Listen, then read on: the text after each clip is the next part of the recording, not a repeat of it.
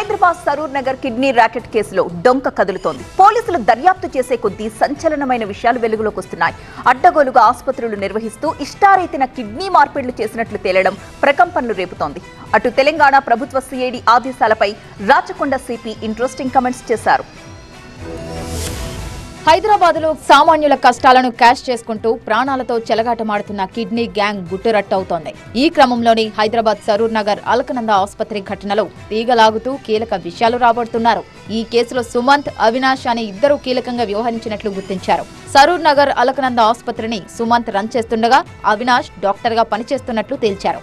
అవినాష్ తో పాటు బయట నుండి ఇద్దరు డాక్టర్లను తీసుకొచ్చి కిడ్నీ మార్పిడి సర్జరీలు చేస్తున్నట్లు వెల్లడైంది. అవినాష్ గతంలో చైనాలో మెడిసిన్ చేసి హైదరాబాద్లో సుమంత్ను కలిసి కిడ్నీ మార్పిడి సర్జరీలు నిర్వహిస్తున్నట్లు పోలీసులు ప్రకటించారు. ఇక ఈ కేసులో మొత్తం 8 మందిని అరెస్టు చేసిన పోలీసులు కోర్టు ఆదేశాలతో ఇద్దరిని రిమాండ్కు తరలించారు. గత డిసెంబర్లో ఏకంగా 20 కిడ్నీ మార్పిడి సర్జరీలు చేసినట్లు తేల్చారు.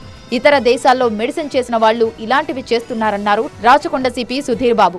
డొనేట్ చేసిన వాళ్లకు 5 లక్షలు, ఒక్కో సర్జరీకి డాక్టర్ అవినాష్ కు 2.5 లక్షలు ఇస్తున్నారని తెలిపారు. గతంలోనూ జనని ఆసుపత్రిని నిర్వహించి అక్రమ కిడ్నీ సర్జరీలు చేశారన్నారు.